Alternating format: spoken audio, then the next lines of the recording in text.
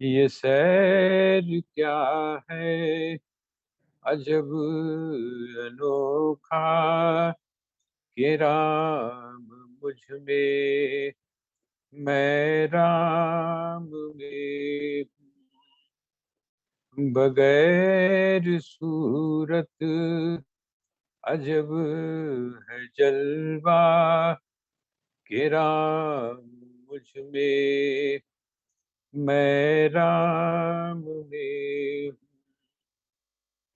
जमाना आईना राम का है।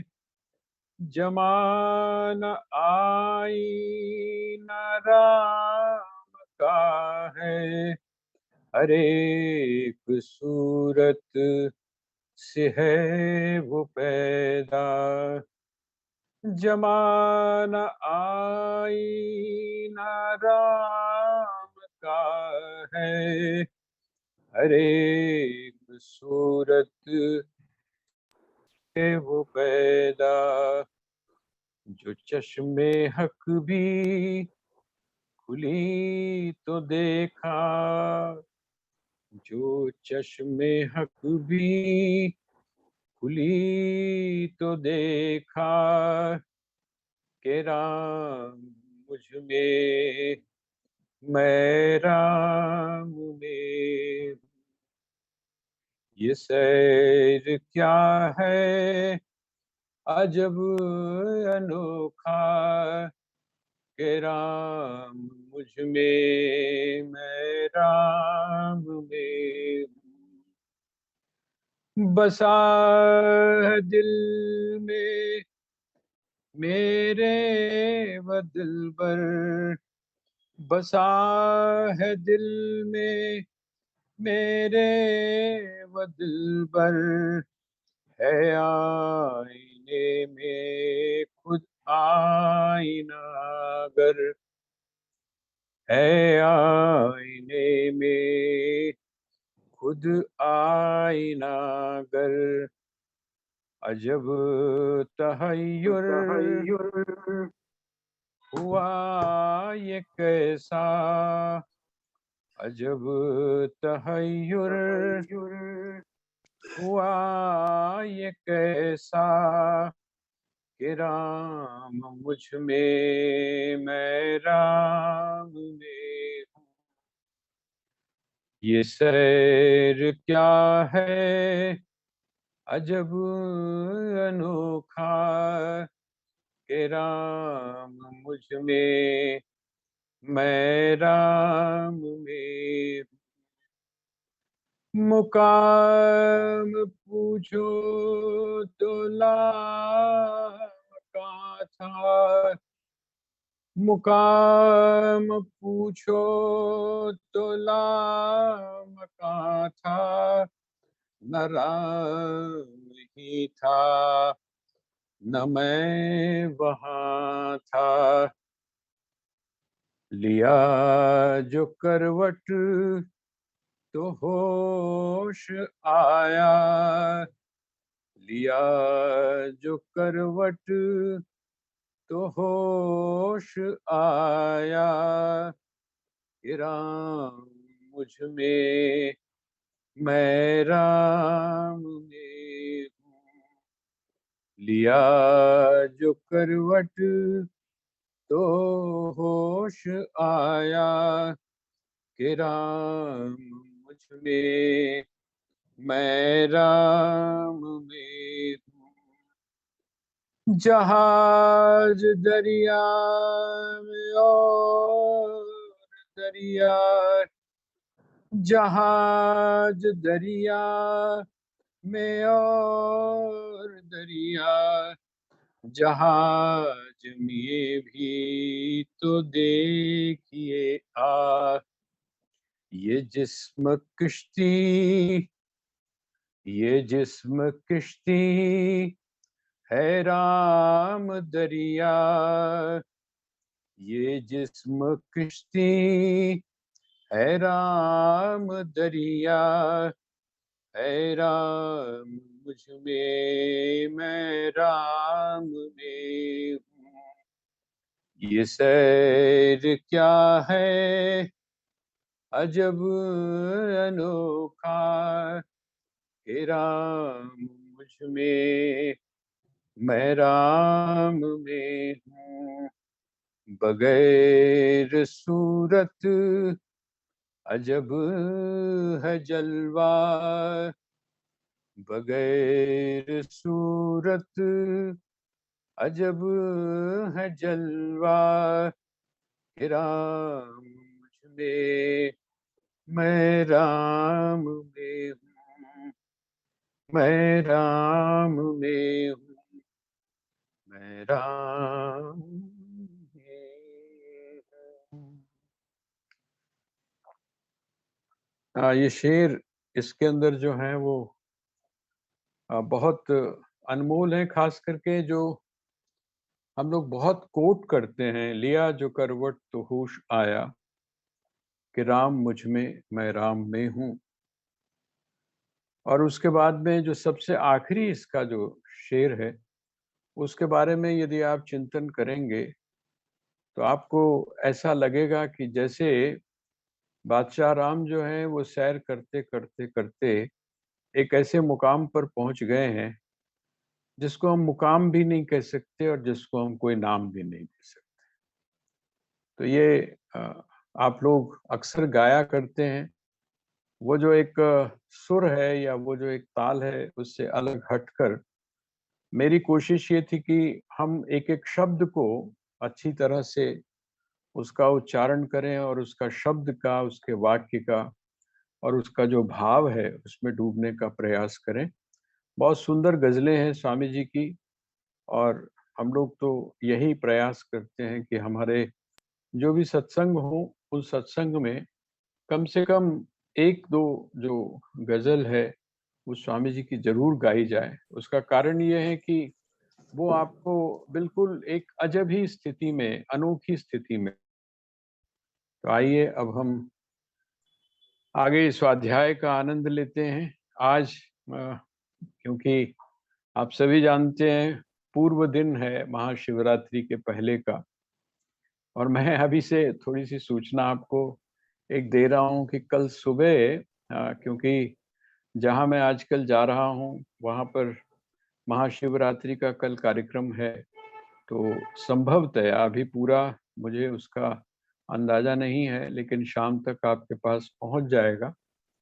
हो सकता है सुबह का कार्यक्रम वहाँ पर हो, तो सुबह हम नहीं कर पाएँगे। अगर आप लोगों का मन होगा, उसके बाद में महाशिवरात्रि की। लेकिन थोड़ी-सी चर्चा मैं स्वामी राम के संदर्भ में, उन्होंने वैसे तो बहुत सारे जितने भी हमारे महापुरुष हैं, जितने भी अवतार हैं, जितनी भी गाथाएँ हैं, उनके बारे में स्वामी जी ने बहुत सारी बातें कही हैं।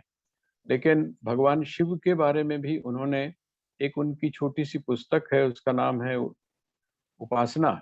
उस उपासना में उन्होंने शिवादर्श के नाम से एक बात कही है, जो आजकल हमारा जो प्रसंग चल रहा है, उस प्रसंग के साथ में भी जुड़ता हुआ है, तो उसका भी ज़िक्र मैं थोड़ा-सा आपके समक्ष करूँगा। कारण ये है कि ये सारे स्वाध्याय करते हुए भी हमको चाहिए ये कि हमारे जो सांस्कृतिक पर्व हैं, धार्मिक पर्व हैं या आध्यात्मिक पर्व हैं, उनके संदर्भ में भी थोड़ी बहुत हम लोग जानकारी हासिल करें, और उसको उसके गौरव के साथ में। एक तो ट्रेडिशनल होता है जिसको हम औपचारिक बोलते हैं, उपासना, धर्म, कर्म कांड से संबंधित है। लेकिन ये जो शिव हैं, ये शिव एक इस प्रकार का तत्व है जिसकी चर्चा आदि शंकराचार्य ने स्वयं की है, और ये शिव किस प्रकार हमारे जीवन के लिए उपयोगी है, मानस में भी इसकी चर्चा है भगवान शिव की। तो उसकी थोड़ी-सी चर्चा करने के बाद में हम फिर आगे जो श्रीमद् भगवद गीता की जो चर्चा चल रही है यज्ञ के बारे में, उसके बारे में भी हम आगे उसका विस्तार से, क्योंकि 4 यज्ञों की मैंने आपको बात की थी, वो 4 यज्ञ इसमें बताए गए हैं। उनको क्रमशः एक-एक करके हम लेंगे। तो आइए हम इस स्वाध्याय सत्र को प्रारंभ करते हैं। आप सभी का जो भी राम प्रेमी इसमें उपस्थित हुए हैं, उन सभी का हार्दिक रूप से स्वागत है। भगवान शिव का आशीर्वाद आप सब पर बना रहे। भगवान श्री कृष्ण जो हैं वो उनको आपके ऊपर कृपा इसलिए बनी रहे ताकि आप आत्मवान बने।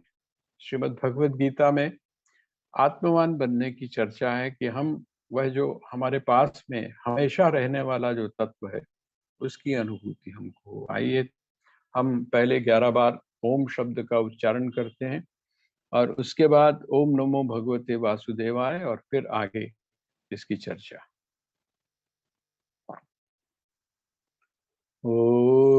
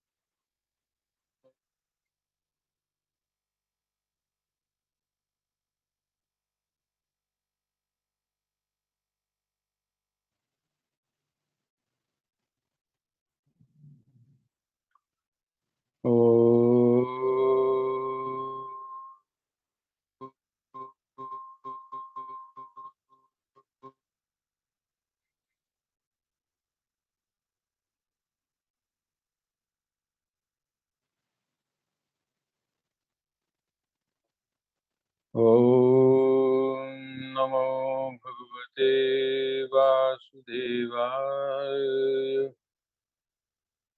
ओम नमो भगवते वासुदेवाय। ओम नमो भगवते वासुदेवाय।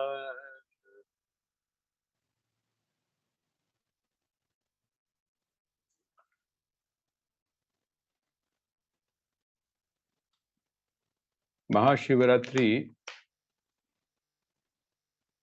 और भगवान शिव के बारे में, अर्थात जिसको आप शिव तत्व बोलते हैं, वैसे तो मैंने आपके सामने कुमार संभव की एक बार चर्चा की थी। महाकवि कालिदास की एक बहुत प्रसिद्ध रचना है, उसका नाम है कुमार संभव। और उस कुमार संभव में भगवान शिव, पार्वती और कार्तिकेय, इनकी जो गाथा है, इनकी जो कथा है, उसको बड़े सुंदर तरीके से महाकवि कालिदास ने रखा है। वहां भगवान शिव की भी चर्चा की गई। और आप सभी जानते हैं कि भगवान शिव जो हैं, वो एक ऐसा व्यक्तित्व है जिसमें सभी का समावेश हो जाता है। वही एक ऐसे देवता हैं जिस देवता के पास में,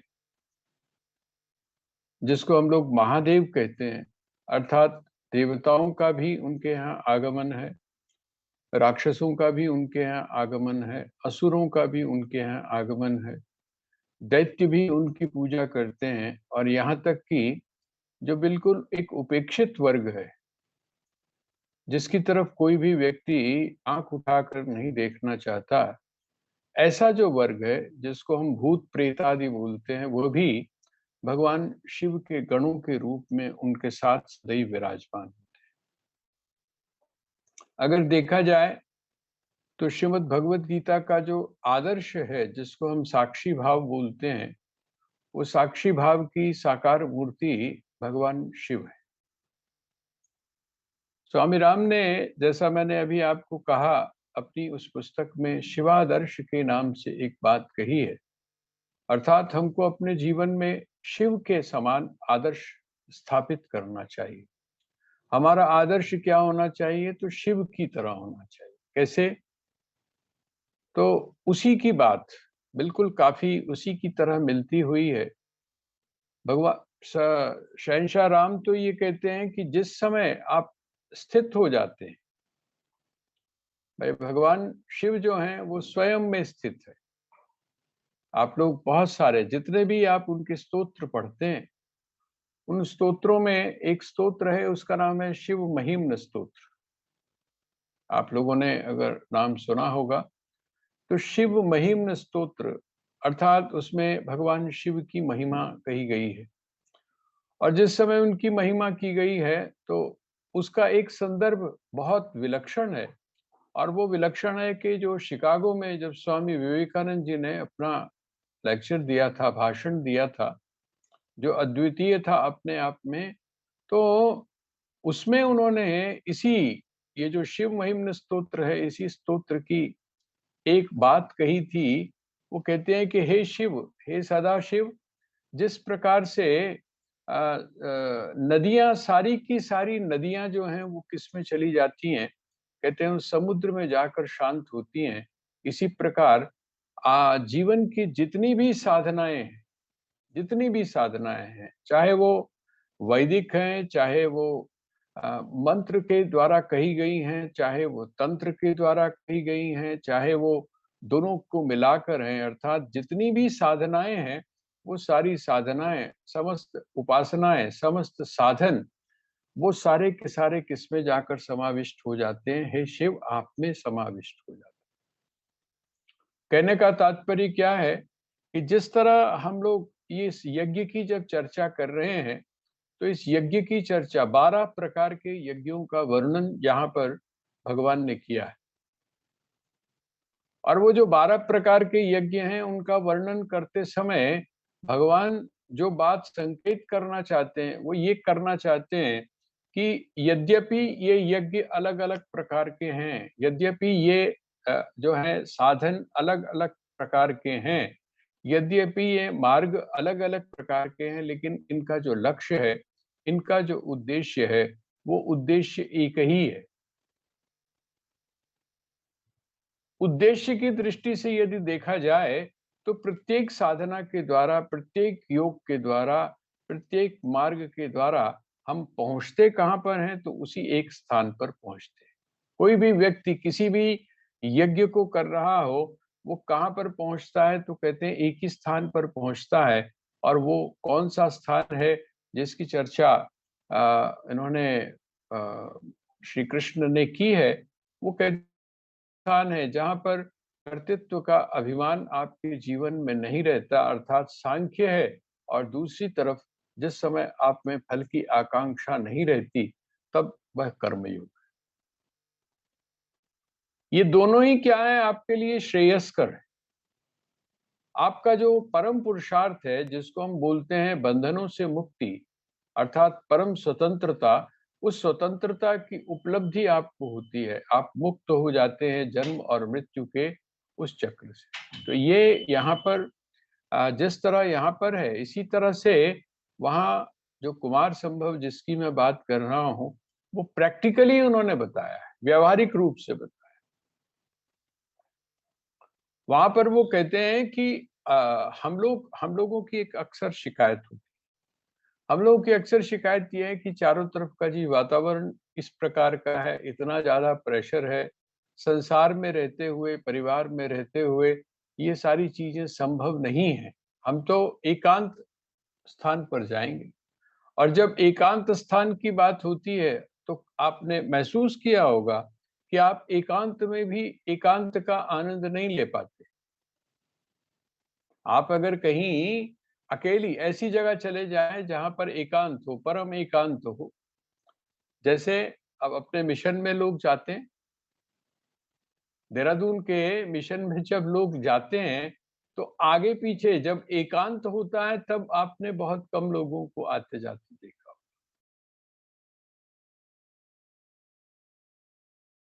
कोई ना धन जो है, कोई ना कोई व्यक्ति साथ में चाहिए।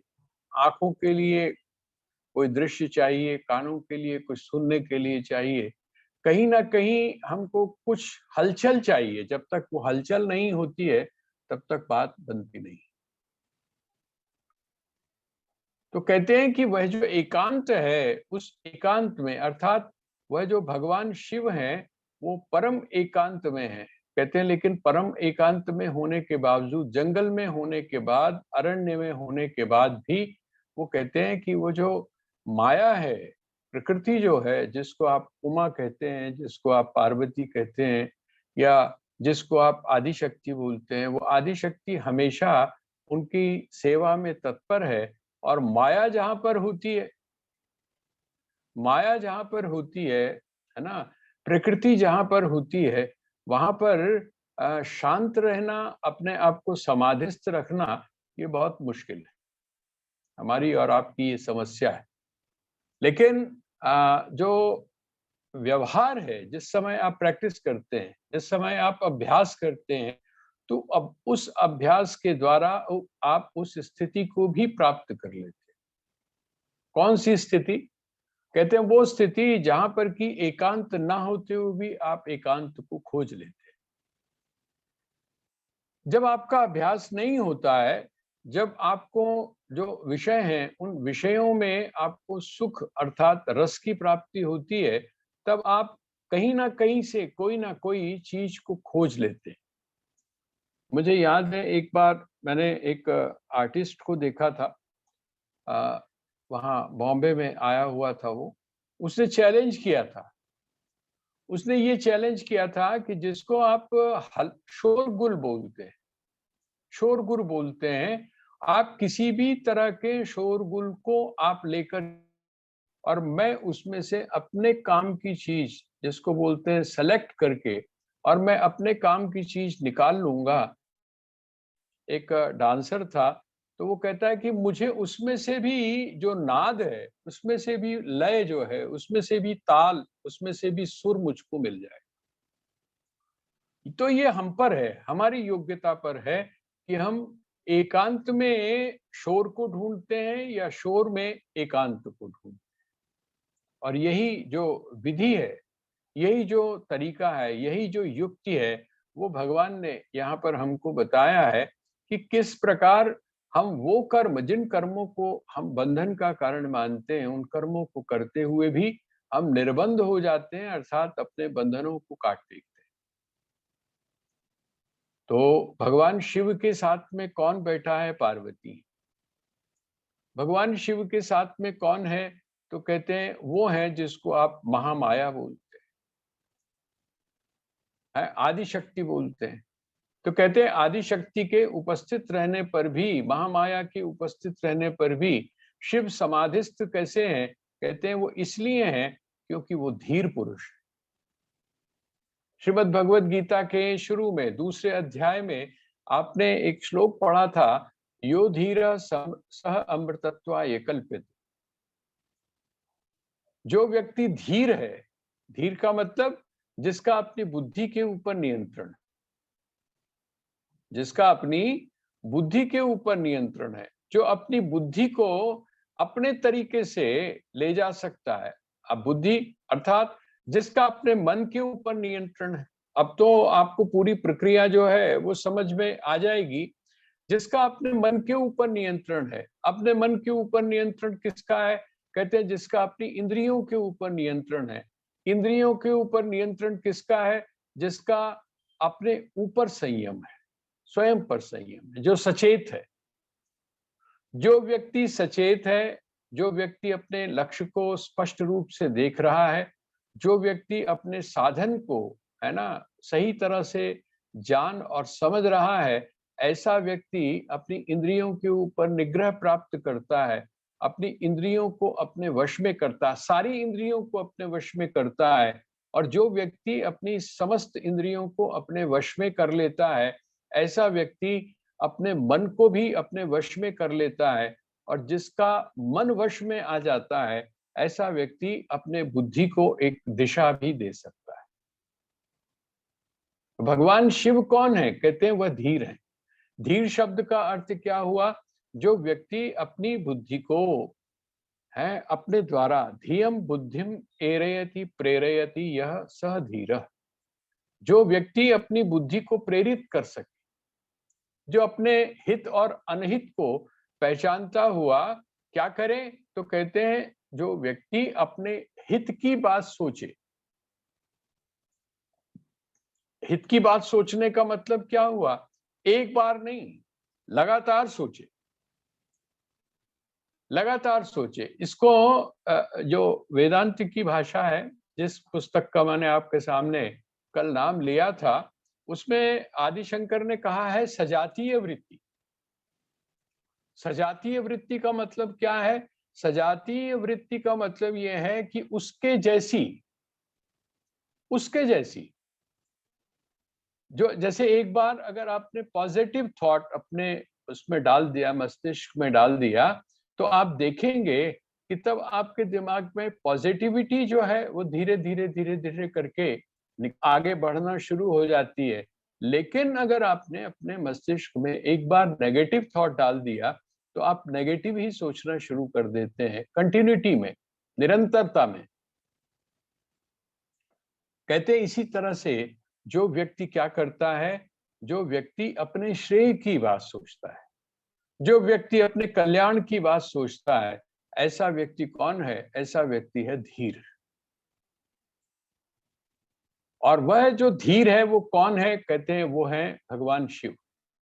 और धीर धीर की परिभाषा महाकवि कालिदास ने एक बड़ी विलक्षण दी, हम लोगों के लिए बड़ी उपयोगी है। वो कौन सी है? कहते हैं विकार हेतु सति विक्रियन्ते येषाम न चेतांसि ते एव धीरा। धीर कौन है? कहते हैं विकार के कारण उपस्थित होने पर भी, विकार के कारण उपस्थित होने, आपके सामने सारी स्थितियां प्रतिकूल हैं, आपके सामने सारी की सारी स्थितियां जो है वो प्रतिकूल हैं, लेकिन उन प्रतिकूल परिस्थितियों में भी जिस समय आप अनुकूल की खोज कर लेते हैं,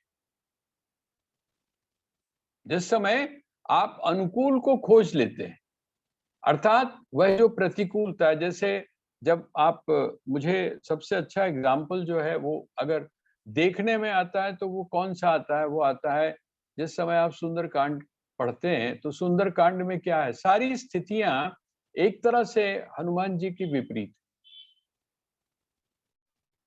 इतना बड़ा कार्य करने के लिए जा रहे हैं, इतना कठिन कार्य करने के लिए जा रहे हैं, लेकिन प्रत्येक परिस्थितियां उनके सामने विपरीत आकर खड़ी होती हैं। वो विपरीत, आप कहेंगे कि जो मैनाक पर्वत का आना है वो तो विपरीत नहीं है, लेकिन ऐसी बात नहीं है, वह भी स्थिति विपरीत है। कभी आपके सामने सुविधाओं के रूप में एक चीज आ जाती है और कभी आपके सामने कष्ट के रूप में आ जाती है। प्रतिकूलता का मतलब यह है कि जो आपको आपके लक्ष्य की तरफ ले जाने में रुकावट बनकर पैदा खड़ी हो। ऐसी परिस्थितियों में आप जिस समय अपने आप को प्रतिकूलता को भी आप अनुकूलता में बदल देते हैं, प्रतिकूलता को भी आप अनुकूलता में। एक जगह पढ़ रहा था, बड़ी विलक्षण बात थी। वो कहते हैं कूड़ा करकट जो है वो क्या करता है, कूड़ा करकट आपके घर में जब इकट्ठा हो जाता है तो आप बाहर फेंक देते हैं, ठीक है, लेकिन यही जो कूड़ा करकट है, यही कूड़ा करकट अगर सही तरह से इस्तेमाल किया जाए, सही तरह से अगर आपको इस कूड़े करकट का प्रयोग करना अगर सही तरह से आता हो, तो आप क्या करते हैं उसको, गांवों में जाकर कभी आप देखिए तो आप क्या करते हैं, आपके यहाँ भी, आपको भी जो जिसको हम किचन गार्डनिंग बोलते हैं उसमें सिखाया जाता है कि जो वेस्टेज है, जैसे चाय की पत्ती है, चाय की पत्ती तो वेस्ट हो गई ना आपकी, जो पत्ती है वो आपकी वेस्ट हो गई, और वो कहते हैं कि नहीं, वो जो वेस्ट हुई है